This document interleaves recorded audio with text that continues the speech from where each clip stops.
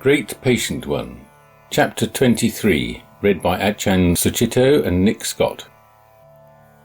After a rejuvenating stop at Savatthi, Achan and Nick are now heading via Kapilavatthu to Lumbini in Nepal, where their pilgrimage started. However, the passports that they received after the robbery, whilst having visas for Nepal, have none for India. This means that crossing the border could be a problem.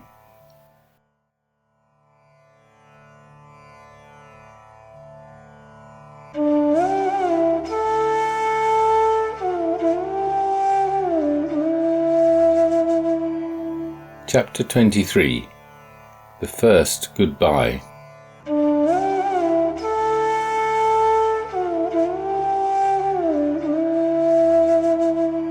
Achan Suchito. It was time to get on the road again. In the heart, time is measured with departure. Sometimes it's the casual daily, see you later. Sometimes it's a reluctant letting go. Sometimes it comes through being violently dragged away from the company of friends, family, and the good earth. Even in a little over 3 weeks, we had grown accustomed to the humble monastery and the Jetavana, and fond of Venerable Somaratana with his quiet concern for our welfare. Venerable Nimalo had left on March 9th and gone to Sarnath to get his passport before entering Nepal, having made provisional arrangements to meet up with us at Lumbini. 3 days later, we said goodbye to Bhante after an early breakfast. The rest of the tiny residence Sangha turned up to see us off. Bhante seemed a bit sad and gave me his last jar of Marmite and some vitamin pills, with a few disjointed phrases about wanting to help our pilgrimage. We promised to write and offer to support him if he came to England. Nick made further donations, and we fitted our packs back into the disused ruts in our backs and set off through the Jetavana. In that spring-like mood, it seemed right to stop off at a stupa on the main road toward Balrampur, which, although long since covered with earth and vegetation, was built on the site in which, tradition has it, the Buddha ascended from the earth to visit his mother in the Tusita heaven realm. The story goes that he spent an entire rain season up there, teaching the Abhidharma to her and to attendant devas. I didn't think my mother would be interested in the Abhidharma, but the example of filial piety was not lost on us. We climbed halfway up the mound slope to light incense and recollect our mothers with gratitude. It was good we did that. Receiving a letter from my brother later in Balrampur, I opened it to learn that early in the morning of February 13th, my mother had died. There was also a card from the Sangha at Amaravati expressing their condolences. They had attended the funeral. I sat down. Then I read the letter a few times. She had died peacefully in her sleep. The nurses had looked in at 1 a.m. and she was asleep. 2 hours later, her position was unchanged, but there was no breathing. Well, the peacefulness was good. I looked inwardly for an emotion or a sign. All was silence, but I knew I needed to say goodbye. We had planned to take a train towards Kapilavatthu to make up for the time that we had spent in Savatthi and allow ourselves 2 full months in Nepal. With the descent of the silence, I hardly noticed the slow train ride. It was just that unrelenting vision of India, even as we left it, a mass of bodies stuffed in and under the seats, hanging out of the doors, bodies jammed in the windows as people forced their way through into the packed carriage. Darkness came, and eventually we arrived at a station near a town called Norgar. Near the station were a couple of small Buddhist temples set up for the convenience of pilgrims, One was Burmese, the other an outpost of the Mahabodhi Society. This night I wanted a shrine where I could do some chanting for my mother. The Burmese place would have made space for us by evicting a family from a room. We declined. The Mahabodhi temple was surrounded by a wall. The gate eventually opened and we entered a tiny shrine room with a dusty Buddha image sitting behind two large alms bowls, each with a sign advocating donations, one in English and one in Hindi. The resident monk, an Indian, received us with a broad, ingratiating smile and asked us if we had any gifts from England for him. Nick replied in the negative, but offered 50 rupees as a contribution to the temple for a night's stay. The monk recommended a larger donation, which would be of greater merit. It was very important to make merit, and 100 rupees would be more suitable. My silence went darker as they haggled. What a sight to be leaving India with, a bhikkhu wheedling for money, with simpering platitudes about our spiritual welfare. Nick explained that he had only 100 rupees and that his friend was a fellow bhikkhu and ill. He didn't want to give it all and be in a situation where he couldn't provide support. To cash a traveller's cheque would leave him with a wad of unconvertible Indian rupees when he got to Nepal. Wasn't generosity supposed to be a free will thing? My mind froze. Something in me was for getting up and out of this place. But when Nick took the register and pointed out that 50 rupees was the standard donation, the bhikkhu reluctantly recognised that we would not gain much merit. A lay attendant led us to a nearly bare, unswept room. In the morning, I had unfrozen enough to act from direct instinct. It was before dawn, but I was for getting out. The gate was locked and the surrounding wall about 3 meters high and topped with broken glass, but that was nothing. I wanted out. With Nick behind me, I got a foot in the gate's rails and used that somehow to scramble up and over the wall. On the other side, the road was empty. Away, away, down a long, wide road out of India. When it was light, we stopped for tea to warm up. My head throbbed. I felt sick. Then the road became wider and lined with trees, some blooming with red flowers. A young man walked alongside us for a way, talking an incessant jumble of high-speed, disconnected sentences.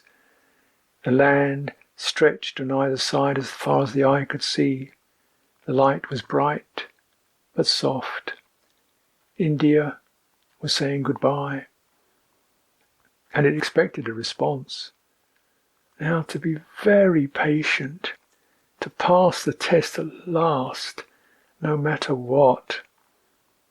So I gave the young man all the kindness, all the attention that I could, and eventually bid him farewell on behalf of it all. Perhaps I couldn't make it in India, it was just too much for me, but there were no hard feelings. Years ago I had been attracted to India because of its profound spiritual literature, the vastness of its thought, and the beauty of its music and painting. This time I had mostly seen the low life, yet the simple devotion, the unquestioning generosity, and the respect for religious people were humbling. I blessed the place for its persistent vitality and its ability to accommodate opposites, its contradictory serenity and passion, its harmlessness and violence. What other place could be so obsessed with cleanliness and bathing, and yet so innocently filthy? Where else do cows and monkeys roam the streets recycling the waste?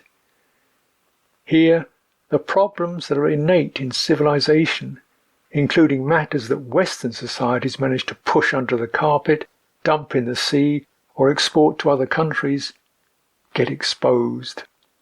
Here, every latent impurity that ease and convenience can leave dormant gets dredged up from the bottom of the heart and shoved in your face. India was a great teacher. But right now, I had to get out. To get to Lumbini for the 16th, my mother's birthday. India had taught me a little about Dharma.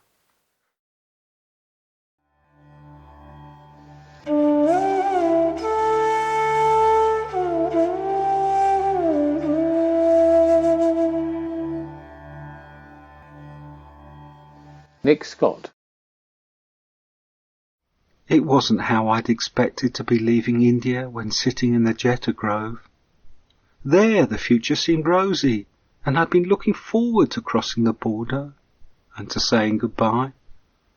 But I should have known that India was not going to let us off so easily. The news of the death of Ajnasajita's mother, followed by that awful stay in the Mahabodhi Vihara, left a bitter taste. At least it was good to be walking again. The road was bordered with neat lines of young trees, their trunks painted with 3 wide bands of faded red, white and red. Their shade alleviated the heat. While we were in Savatthi, I'd noticed that sunrise was getting earlier and sunset later. Now I felt the result. I really appreciated those trees.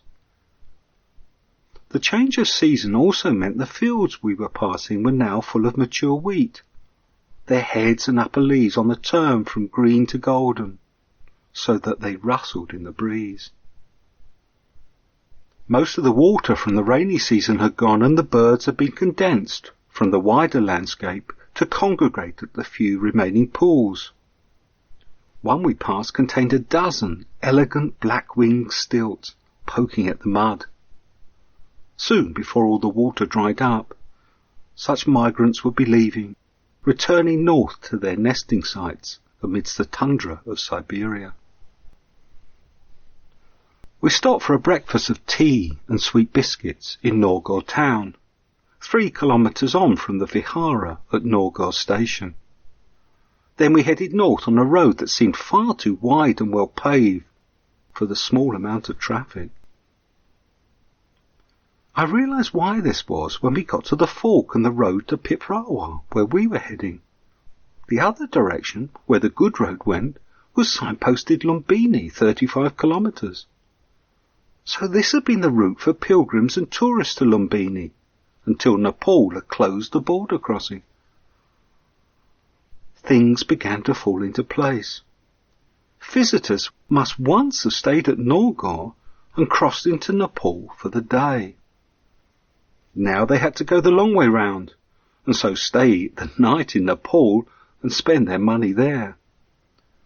The flow of Buddhist pilgrims through Norgaur had dried to a trickle, and that was why the monk had been so desperate to extract every last penny from any visitor. It was also at this junction that I began to realise that my plan to cross quietly into Nepal between Piprawa and Lumbini, and so avoid being sent by the border officials to New Delhi for new visas, might not be as easy as I'd assumed. There was a police post and checkpoint just ahead on the Lumbini road, and there were likely to be more at the border. The last thing I wanted to do was sneak round a border post. Stefano had told us the story of a friend who tried to do that when he overstayed his Nepali visa. He decided to do it at night and went to great lengths, dressing himself up as a local, dyeing his face and wrapping an old scarf about his head. He had stolen quietly through the fields on a moonless night and was coming round the back of the Nepali border buildings so that he could register on the Indian side, when in the darkness he'd fallen into a ditch with the sewage outflow. His cry, as he realised what he'd landed in, brought one of the guards out to investigate, and he was caught full beam in the guard's flashlight. He was so caked in sewage, though, that the guard didn't want to come near enough to see who he was. The guard just assumed he was some drunken peasant and told him to get lost. The Piprawa road was smaller, a raised mound with a narrow strip of asphalt on it, crossing the fields. The landscape was empty and more open, reminding us of Nepal. There was no tree shading the road, and so when we arrived at the Sri Lankan temple at 10 a.m, we were hot and sweaty. The temple was small, square and new-looking, a pile of bricks in front indicating it was still being built. Yet despite the newness, several mud homes had already coalesced around it to make a small huddle of buildings amidst the fields. Inside we were warmly welcomed by Venerable Jinaratana, a Sri Lankan bhikkhu in his 40s who was pleased to have two Westerners, one a bhikkhu, come to stay.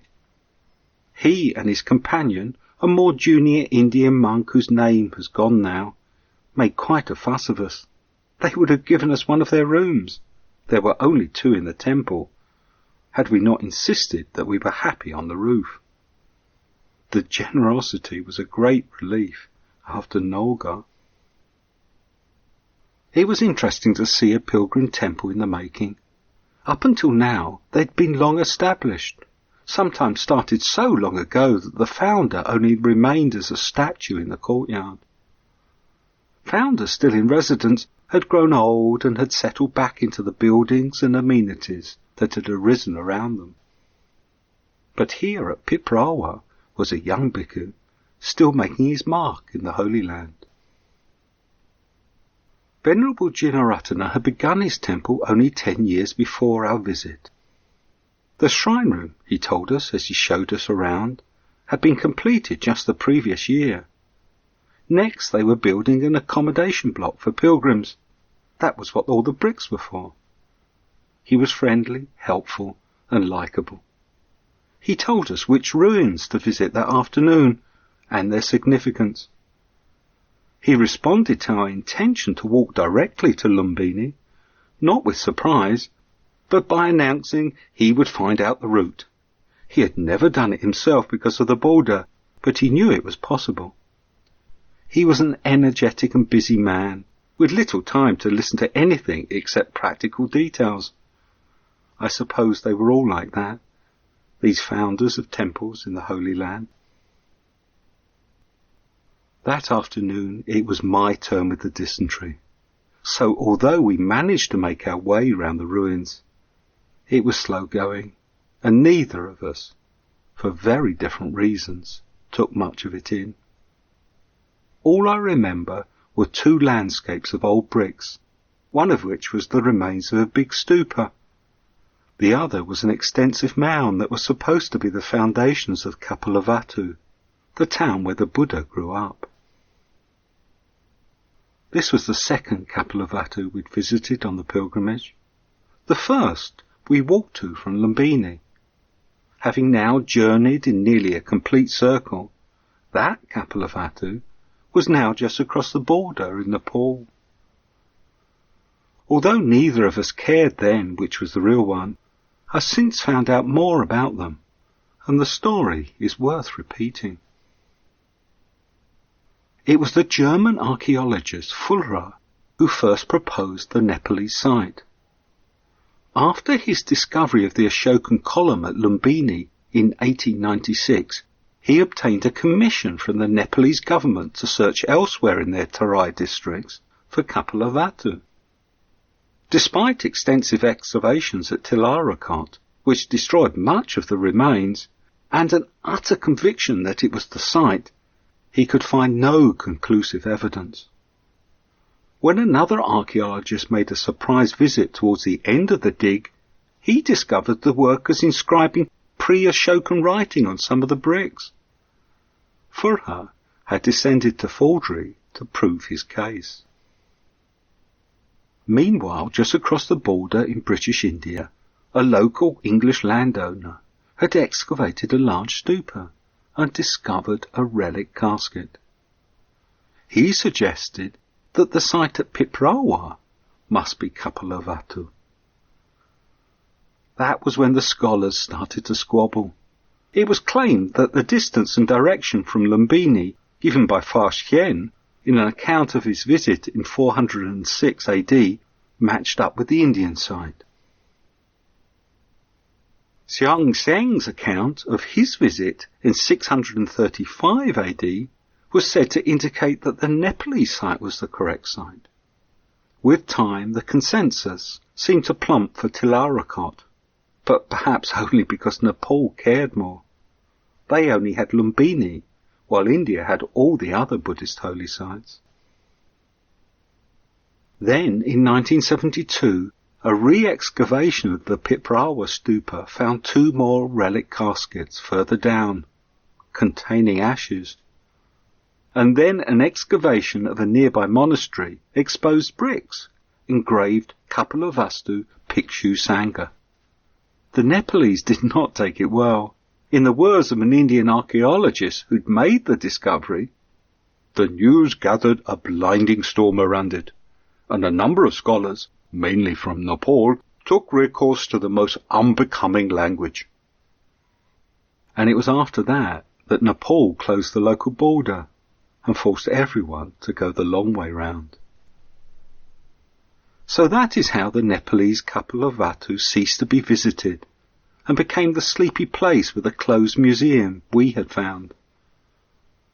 But I inclined to the view of Vincent Smith, the archaeologist who discovered Fuller's forgery. With a true Englishman's sense of fair play, he suggested that both sites might be Kapilavastu. The explanation resides with a story that matched the sombre mood we were in because of Ajahn Sucitto's news.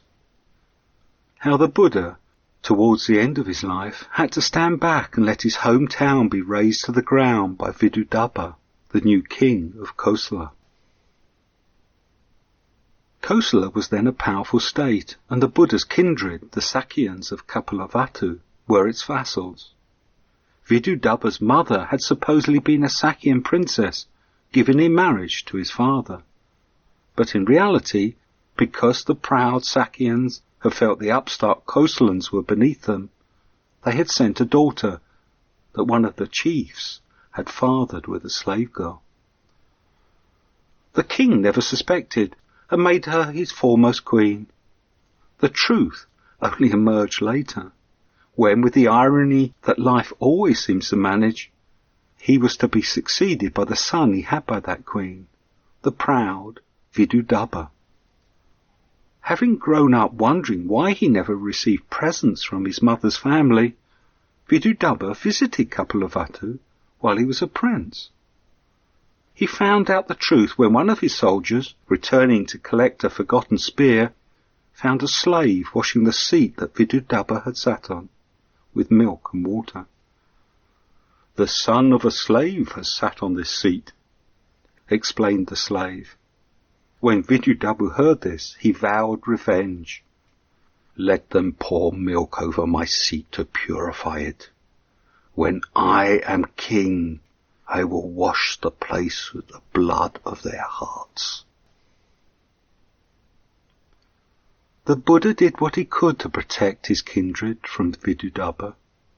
On 3 occasions, when the new king set out with his army, he met the Buddha just inside the Sakyan kingdom, sitting under a small, shadeless tree.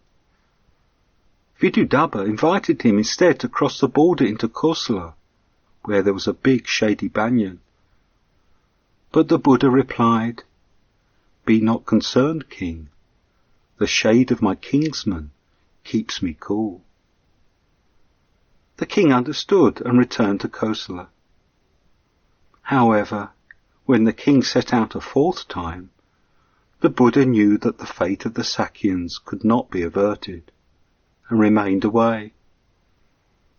Vidudabha vented his wrath and killed all the people he found without caring whether they were man or child.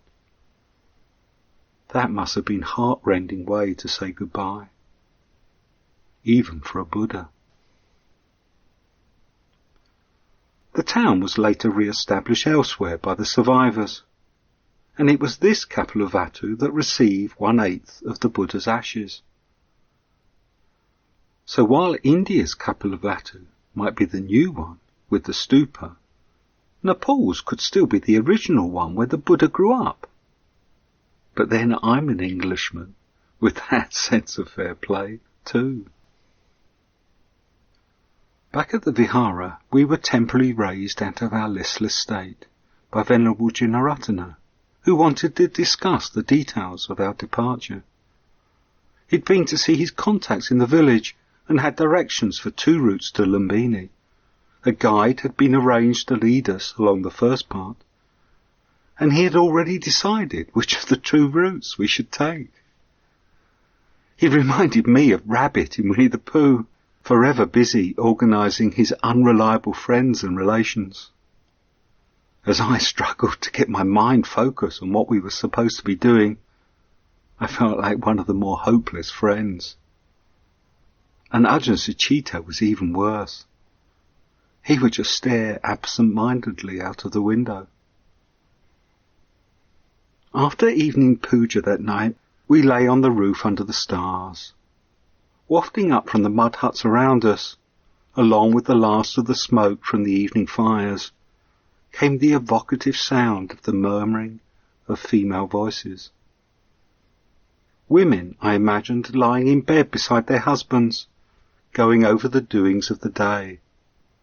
Occasionally I could hear one of the men grunt or speak a short sentence, but mostly it was that soft murmuring. It brought to mind the woman I'd just effectively said goodbye to forever. I'd sent her the letter when we reached Balrampur, composed at the end of the retreat in Savatthi. It'd taken me a year of trying, and 4 months of the pilgrimage to do it, but then part of me didn't want to. I'd loved her, and now lying there, I could see how much she'd meant to me. It always seems to be like that. It's only when someone's gone that you can truly say how much you care.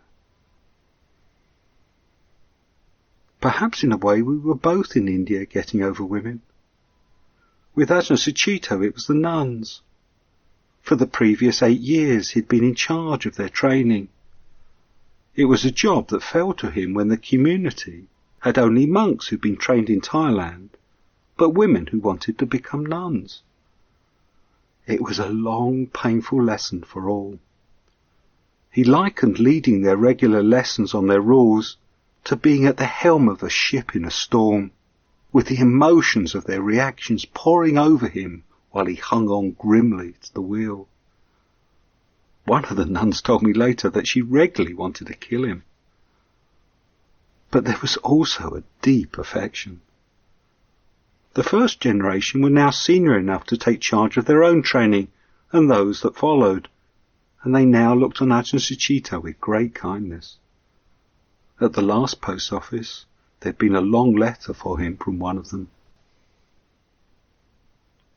For much of the pilgrimage, women and relationships with them have been a regular topic of conversation. I suspect it always will be for men. But with the death of his mother, we weren't having much conversation.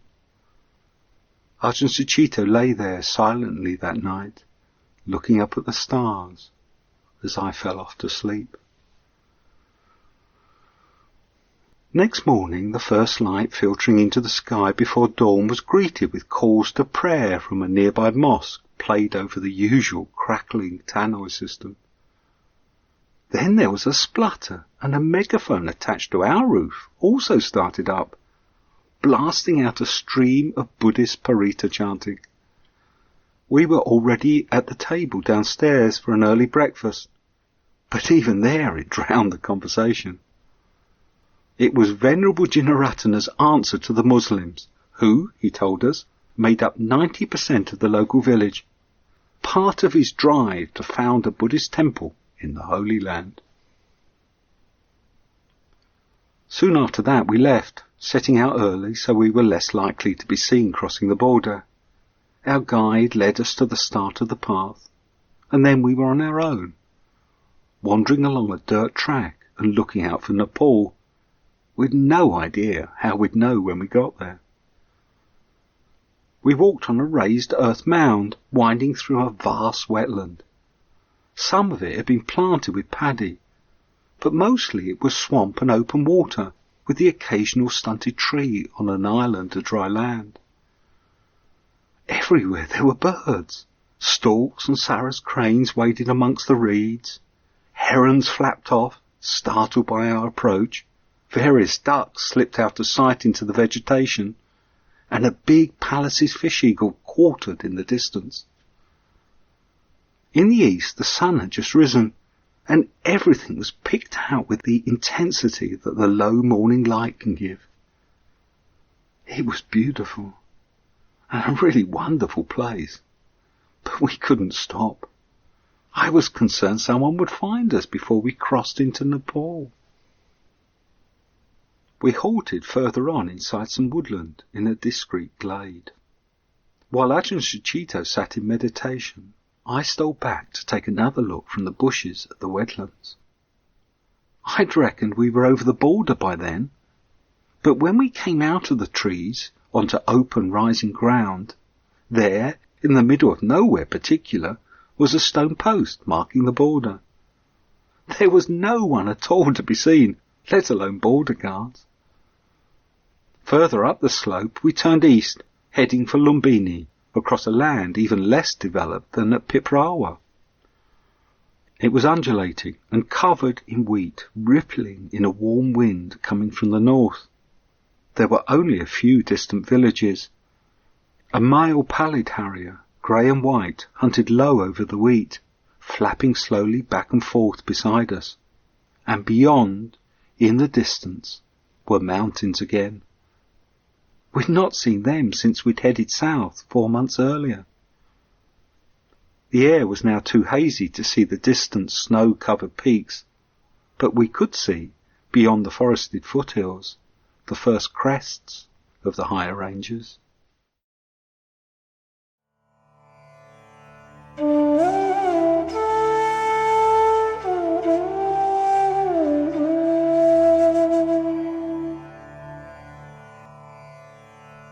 Ajahn Sucitto. Saying goodbye was never easy, and Mother India wasn't about to let us go without a little sport, Maya, a little play. First, there were the wetlands. They were unreal, just the kind of thing to get Nick so spellbound that we were moored there for an hour. I sat and waited, letting go of the foreboding that despite making an early start, we were going to conclude the morning in the time-honoured fashion of stomping through the heat to arrive somewhere we would have just enough time to stuff some food down. Ah yes, and as we left the woodland and came onto a cultivated plain that was open to the blazing sky, Nick began to wilt. He slowed up, made it to the first and only tree, and sank down. All the energy of the wetlands was gone. The spell had lifted, and the reality of his queasy guts replaced it. The play had shifted to expose the futility of our expectations. Nick, the crusader, was gone. Now his bushy beard hardly seemed to fit him. He looks like some sad little man wearing a fake. The irritation in me melted to see him. What could we do? Just sit here, under this one tree, in the middle of a plain, waiting. Over to the east the horizon was smudged with trees. That must be Lumbini Grove. A wild mood caught my heart. Could I pick him up? Could I carry him? The possibility of actually accomplishing something that I'd set out to do in this country, that dazzling possibility that I might be in charge of my destiny just once, fired my nerve endings. But Mother wasn't about to allow that. I had to stay with the way it is and give up the ideas. Nick, he was real enough. Now it was his turn to be morose and unresponsive. Dear Nick. Actually, there was nothing to be done. This is where we belonged, under a tree, sick, going nowhere, and trying to make peace with that. This is what 1,000 kilometers of walking had been for. Preparation for understanding the human condition. My frustration gradually evaporated, and eventually we were allowed to continue. Nick hauled himself up and we moved off in silence, two tramps tottering across the earth to their illusory horizon. The trees were, of course, not Lumbini Grove. However, amongst them was a tiny village with a chai stall. After another rest in the shade and duly fortified with tea and biscuits, some life came back to my friend. Destinations looked likely again. Lumbini was only 2 kilometres away, they said. But wait, they meant Lumbini Village, not Lumbini Grove. And do you really think 2 kilometres is a distance? In Maya's country, it's just bait for expectation, because when we arrived at Lumbini Village, which was a Muslim marketplace, Lumbini Grove was only 2 kilometres away. And so we concluded the morning by stomping through the heat, this time to arrive at Venerable Vimalananda's temple with about 5 minutes left in which to stuff down some food. Some other bhikkhus were there eating. An obvious elder knowingly waved us to get down to business as rice and noodle soup were hastily set down in front of us. Wasn't this where we began, 1,000 kilometres ago? The place was much the same, although our 4-month journey seemed to have made it smaller. The manager was the same, still saying, "No problem, no problem," as he took us to the same room and helped us sweep it out. The abbot, Venerable Vimalananda, was the same, bright and bird-like, though slightly subdued by the presence of an elder monk, Venerable Anuruddha Mahathera. Venerable Anuruddha, a bhikkhu of 54 reigns and the third most senior bhikkhu in Nepal, was the abbot of the renowned Ananda Kuti Vihara in Kathmandu. In fact, his father, Venerable Dhammaloka, had founded the place. Not that he was anything but relaxed and friendly. He took an interest in our journey and even talked to us a little on Dhamma. Venerable Vimalananda stayed in the background and occupied himself with administrative details. However, over the subsequent few days, I helped him to write a letter to a supporter in Sri Lanka in his crowded little room. He fished out a bag of Sri Lankan coffee and some tea mixed with coriander as a gift. He was happy to be helpful and delighted that we were intended to spend some time in his temple that was being built in Tanzen, a few days' walk to the north. With characteristic energy he set to, writing a letter to his brother Chhatra Raj Shakya, a prominent Buddhist in the town, and, he briefly informed us, "You never know he's here, in Tilorakot." We had arrived the day before the new moon on March 15th, and March 16th was my mother's birthday. The silence in the back of my mind felt pleased. The manager had loaned us a paraffin stove. No problem, no problem. And with the tea or the coffee and a mild night by Queen Mahamaya's tank, there could be no more suitable occasion to pay my respects and send some kindness towards my mother. The night was still and quiet. Long streamers decked with prayer flags ran from the temple across the dark water to the Bodhi tree where I sat. After the puja, Nick moved off. We met up again at midnight in the room for coffee. A few hours of meditation had helped me digest a lot of emotions and memories. There was some pathos and regret.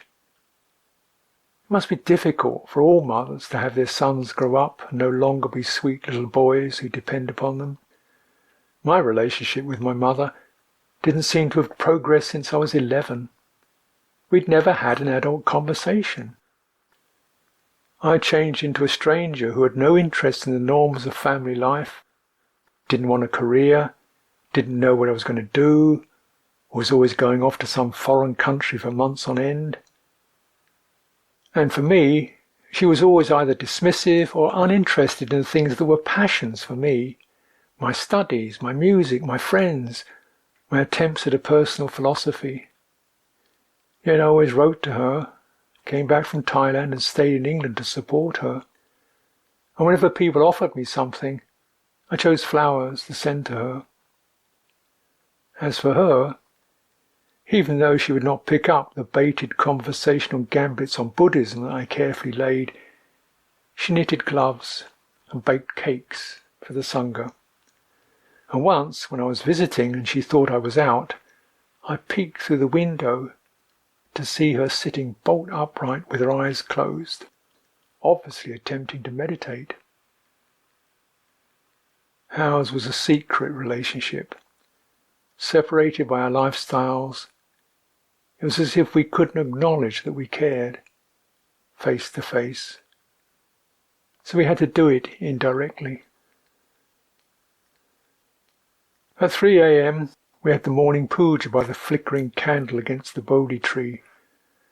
The night must have been chilly. I suddenly felt quite shaky as I spread out my piece of paper with the dedication to my mother on it. A membrane around my emotions started to stretch under the pressure and grow thin. There was my mother's name and my note. May you forgive and be forgiven. Bless and be blessed.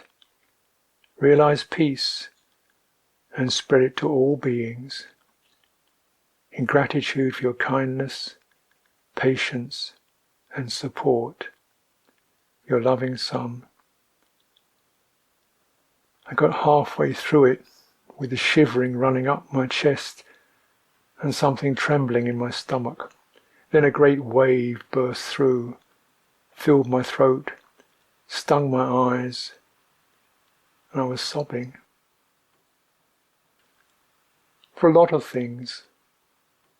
For the lack of communication, for the wrongness of not being there when she died, for the way it is on this plane of separation and death, and for that ignorance that keeps us apart in hard-skinned ego structures that yet cry out for companionship.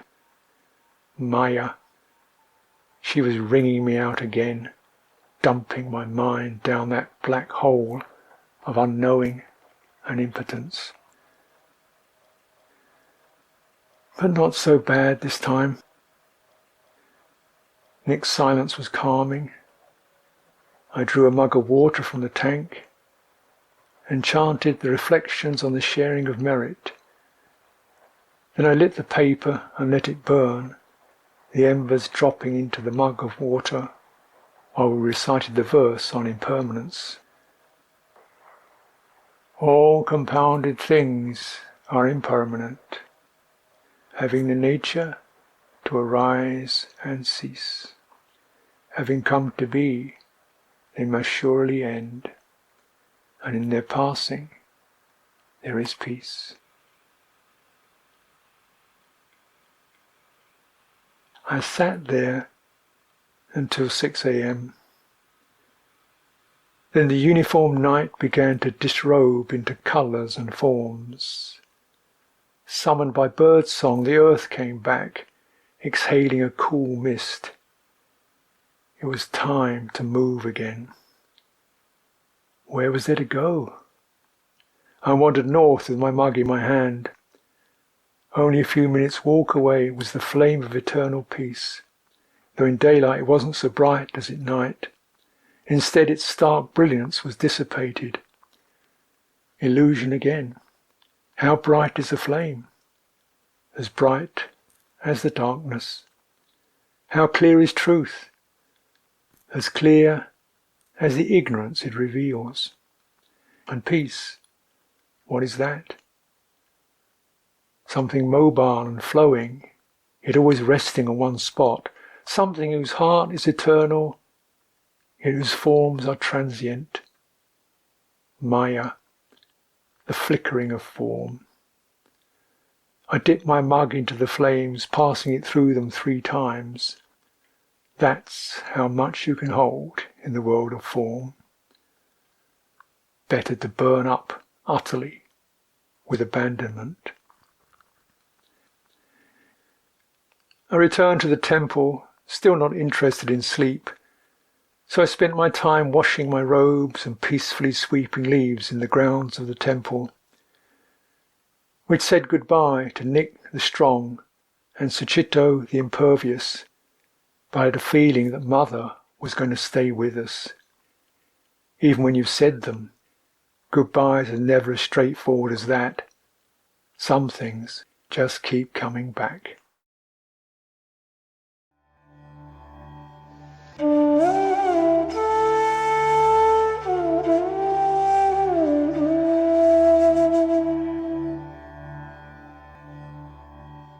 Nick Scott. This visit to Lumbini was much more sober than the last. I again spent much of the time alone exploring the area and the wildlife. But this time it was more out of a wish to give space to my companion, rather than out of excitement at being somewhere new. His mood flavoured the whole visit. There were new things to discover, though, like a loud call that was everywhere at dawn and dusk. It sounded like the slow stuttering creak of a door in a horror movie. To begin with, I thought it was frogs, big bullfrogs, but it was coming from the low bushes and clumps of grass, a long way from anywhere I'd expect frogs to reside. Eventually I crept up on one of the grass clumps.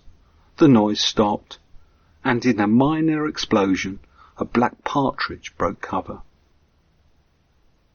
It was spring, and the partridges were the most obvious of the birds now calling to establish breeding territories. Those I'd heard at Savaty were calling here too, like the green barbet, the coppersmith, and the crazy brain fever bird, while the wetland birds I'd been watching last time had mostly gone, along with the shallow pools that they'd been feeding in. Those areas were now flowering grasslands. The holy site had changed subtly too. The annual winter pilgrimage had passed through while we were away, and the place was now strung with lines of new brightly coloured prayer flags, instead of a few old tattered ones. The pilgrims would have come in waves, each of the different nationalities in sequence. The Thais visiting the holy places in November and December, the Tibetans and Japanese in midwinter, and the Sri Lankans in February and early March, the choice depending on their climate at home. Now the plains were heating up, the pilgrims were gone, and the Bodhi trees, from which the flags were strung, were changing their leaves, dropping the old ones while unfolding small green replacements. But some things were the same. Venerable Vimalananda still bustled about. The two lads in the small makeshift cafe in the yard had the same bored air as they waited for visitors while listening to the same tinny Indian pop songs on their transistor radio. The office workers at the Lumbini Development Project were still on strike and sitting behind a desk outside the office when I went to visit. The stakes had been raised, however, and there was now a big sign hanging from the desk proclaiming hunger strike. Not that the two slightly portly men behind the desk looked like they were suffering much. When I asked, they told me they were all taking turns at refusing food. They were each doing 6-hour stints. Hardly a Gandhi-like fast to the death. I'd called by to inquire if there was somewhere I could buy a tree for Ajahn Sucitto to plant for his mother. They directed me to the project's nursery round the back. This was 2 huts surrounded by rows of young trees, the area fenced off with netting. Here there was no strike, but then the 2 men watering the trees were local Indian peasants, not educated Nepalese down from the hills. Although they had enough English to grasp what I wanted, whether they understood why I wanted a tree, I'm not so sure. Anyway, they would take no money, though I did manage to eventually give them a tip, and I returned bearing 2 potted flowering trees. Ajahn Sucitto was really pleased. He spent much of the afternoon deciding where to put them and plumped for the kitchen garden of the vihara, where they would be looked after. He reckoned his mother would be pleased by the choice, as she liked kitchens more than temples. I gave the manager instructions on how to tend the trees, and I used some of our little remaining money to make a donation to the monastery and to provide a special meal in his mother's memory. They bought a dozen eggs and I helped with the cooking by making a Spanish omelette. Meanwhile, Ajahn Sucitto drew a picture of one of the flowers as a memory. Then we made plans with Venerable Vimalananda for our departure. He said it would be no problem for us to visit the Nepali side of the border to get our passports stamped. He understood why we were doing it too, and he used it as another opportunity to lambast government bureaucracy. There was a bus in the morning we could take, and from there we could catch another to Butwal, which had a Theravada vihara where we could stay. That would save us a day's walking, much of which we had done already, and make it easier to fit in a stop to Tansen. That was his hometown, and having heard on our last visit how much his new temple project meant to him, we'd offered to stop off there. Tansen was due north in the mountains on the road to Pokhara. We were supposed to be walking east, before turning north to cross the mountains and end our pilgrimage at Kathmandu. But it felt a kind thing to do. That afternoon we also went to visit the adjacent Tibetan temple. We had for some reason not bothered on the last visit, but this time we wanted to pay our respects. Perhaps it was the coming climb into the Himalayas. Typically Tibetan, it was a square block of a building, its plain shape compensated for by the vibrant maroon and yellow of the exterior paintwork. Inside it was more gloomy, lit only by the open doorway, and smelt of old incense, rancid butter, and the many Tibetans that had shuffled through. The season of pilgrimage being over, there was just one nun in a corner clicking at a rosary and mumbling her prayers. We lit incense and placed them in a bowl overflowing with the stubs of previous sticks on the dusty altar, beside the used butter lamps and the various bowls of other offerings. Beyond them the images rose, a Buddha Rupa, various exotic bodhisattvas, and behind them the back wall filled with images of past teachers in this lineage, each in its own dusty glass box, and each with a small white scarf about its neck. It was all so cluttered, but yet still powerful. The nun told us that the temple was founded by Dilgo Khyentse Rinpoche, the massive old monk who'd led the puja we'd attended in Bodh Gaya. The Tibetans were the last to come to the holy places before the dark ages of Muslim destruction, and my favourite account is by one of them. He is called Dharmasvamin in Sanskrit, but is known to the Tibetans as Chög Löntspa, and he set out from Tibet in 1236. He spent over 2 years in India, surviving many adventures. There were now hordes of Muslim soldiers roaming the country, looting and killing, and in many of the places he visited, the people of the towns were hiding in the jungle, fearing further visits. The monasteries he passed had mostly been destroyed, and the monks had either been killed or had fled. When he finally got to Bodh Gaya, the town was deserted, but a few days later they began to return. The local Raja came out of hiding in the forest on an elephant bedecked with jewels and accompanied by 500 foot soldiers. He also recounts having to withstand the temptations of an impudent low-caste woman, the numerous tigers, bears and snakes the thickness of a man's thigh in the jungle, and the gigantic crocodiles of the Ganges that regularly ate ferry passengers. He visited Nalanda, from which most of the thousands of monks had fled, and where there was much destruction. There he became the disciple of an old learned monk, a monk he later saved from a Muslim attack by carrying him on his back to a hiding place. He left Nalanda to return home carrying the scriptures he'd managed to collect. Then, at the base of the Himalayas, when he too was about to leave India, he was struck down by a fever. Malaria, I'd guess. He was delirious and came so near to death that his landlord urged him to go to the charnel grounds so that he could die there. But he refused, and after several months recovered enough to move on. He said goodbye to the plains and climbed slowly back into the mountains.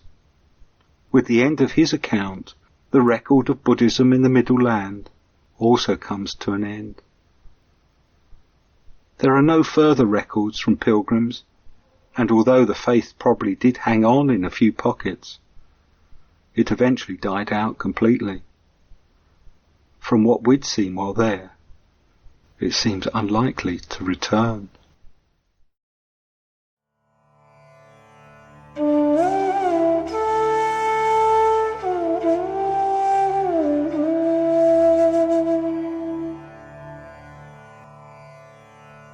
Achan Suchito.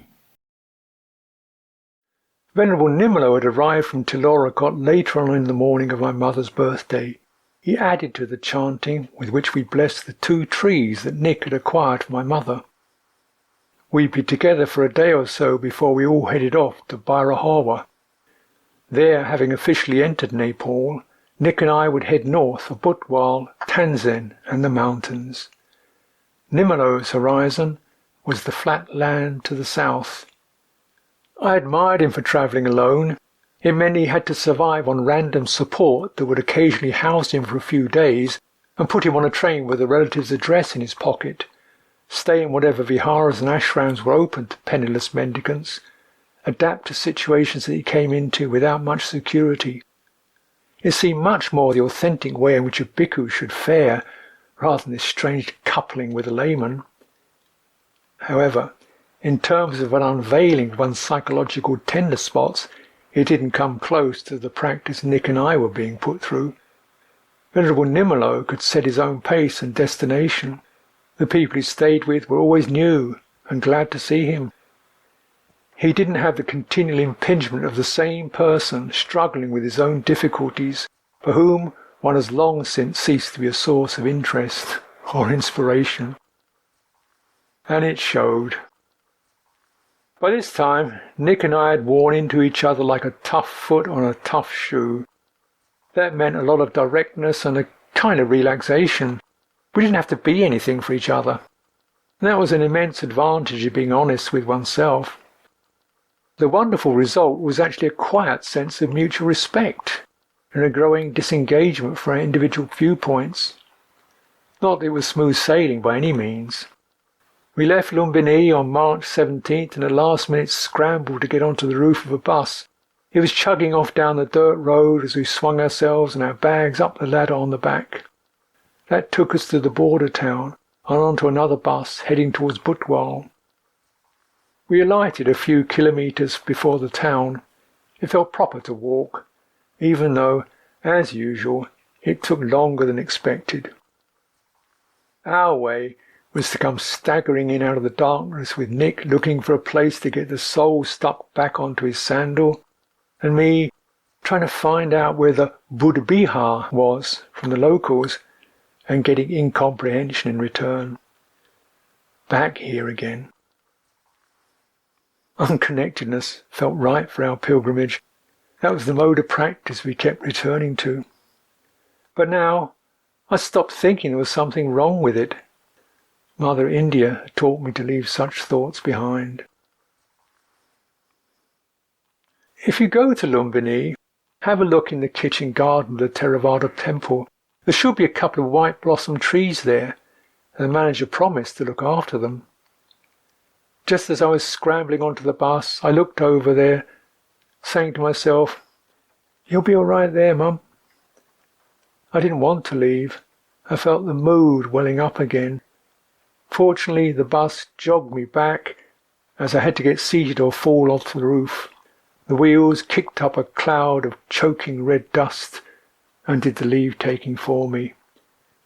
Goodbye to all that. to that in me which could be called somebody's son, to whatever I hoped or worried she might feel about me, and to whoever I think I am, Maya, a fitting name for the Buddha's mother. What else could nurture our awakening better than this painful world of appearances, of identities, separation and regret?